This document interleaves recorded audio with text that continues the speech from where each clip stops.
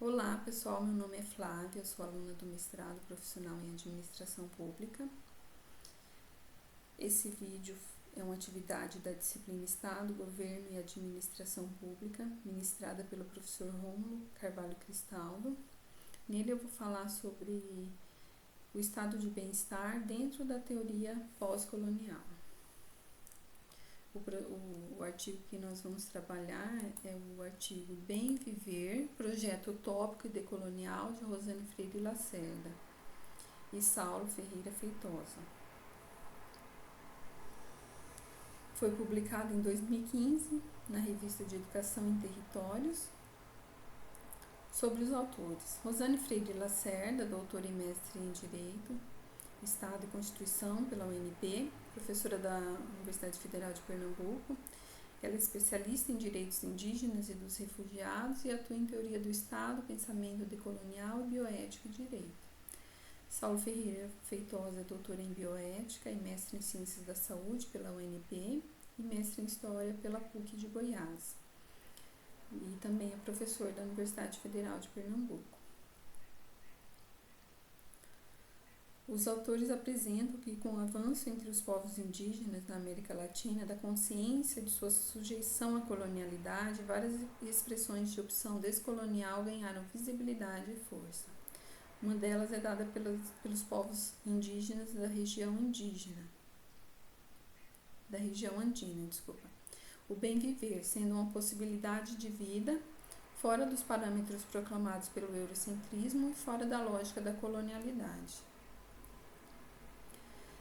É apresentado 5 fatores que afetam esses povos do sul global, causados pelo desenvolvimento econômico, que são fragmentação e separação do ser humano em relação à natureza, ruptura com a ética, ruptura com a história e cultura próprias dos povos, ruptura causada pela economia na medida em que seu crescimento implica em mais exclusão e desigualdade, ruptura causada pela colonização epistêmica. Tudo isso afeta, então, o bem viver desses povos indígenas. O discurso do desenvolvimento econômico se choca com a cosmologia indígena, porque para esta, ser humano e natureza são indissociavelmente ligados. Os povos indígenas da região andina se negam a incorporar os valores e estilos de vida ocidentais. O sistema econômico, somente se interessa pelas histórias e cultura destes povos se puderem convertê-las em mercadoria, dado seu apelo exótico. Então, é criticado essa superexploração de recursos naturais que causa uma crise climática, o aumento da temperatura causado pela pecuária extensiva e monocultura e também a água potável transformada em mercadoria. Bem-estar, IDH, qualidade de vida ou mal-viver. Então, o estilo de vida moderno tem mais a ver com o que poderíamos chamar de mal-viver, para utilizarmos um termo trazido por Tortosa em 2011. O mal-viver marcado por pobreza e exploração e pelo estresse da competição e do consumo, que leva ao adoecimento físico e mental, depreda os recursos naturais do planeta e põe em risco a própria viabilidade da espécie humana. Estaríamos em um beco sem saída? Se trata nada menos que de uma crise civilizatória, da impossível continuidade do modelo industrialista e depredador baseado na luta dos humanos contra a natureza. Citação de Lander, 2009. Então, esse consumismo, individualismo, ele se reflete na indústria da música, que vende o modelo consumista irreal e inatingível da ostentação. Também no mercado da fé, os fiéis buscam bênçãos divinas traduzidas em prosperidade econômica e isso se choca com o modelo do bem viver, que ele é contra o consumismo e a destruição da natureza, e ele se baseia na vida em comunidade, a harmonia do homem com a natureza. O bem viver como projeto utópico e decolonial. A utopia andina estaria fundada em 2 elementos básicos: a noção de Pachamama, a chamada Mãe Terra, e o conceito de Sumac Calçai, ou Suma Camanha, que designa o bem viver andino. Se baseia em 4 princípios: relacionalidade, todos os seres humanos ligados entre si com as forças do universo; Correspondência, cada elemento corresponde a outro, que a ele se contrapõe, por exemplo, cura, enfermidade, vida e morte. Complementariedade entre os elementos correspondentes, formando uma dualidade. Reciprocidade, normatividade cósmica relacionada com o processo de harmonia entre todos os seres, vivos e não vivos. O bem viver, então, se baseia que os elementos não humanos não são considerados recursos naturais. Não há estratificação social.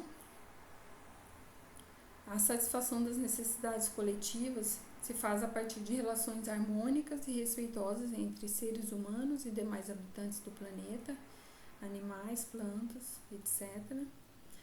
Respeito à diversidade.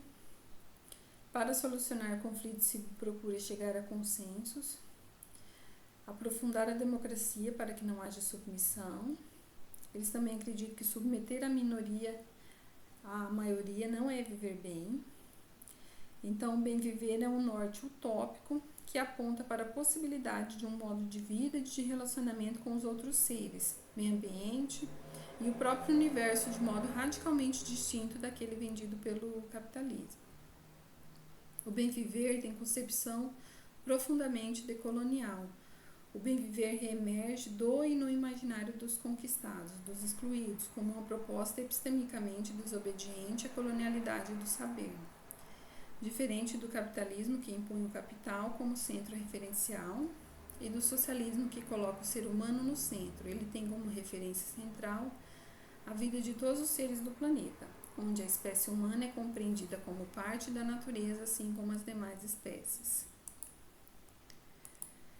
Então, é essa apresentação. Eu queria só acrescentar sobre que eu vi na nossa realidade algo que aponta para esse bem viver, que seriam as sementes crioulas, que aqui na aldeia Jaguapiru tem um banco de sementes crioulas, na cidade de Juti também. Então, esse banco de sementes crioulas seriam uma diversidade de sementes em oposição à monocultura, ao uso das sementes transgênicas, né? E na agroecologia. É isso. Obrigada, pessoal. Até mais.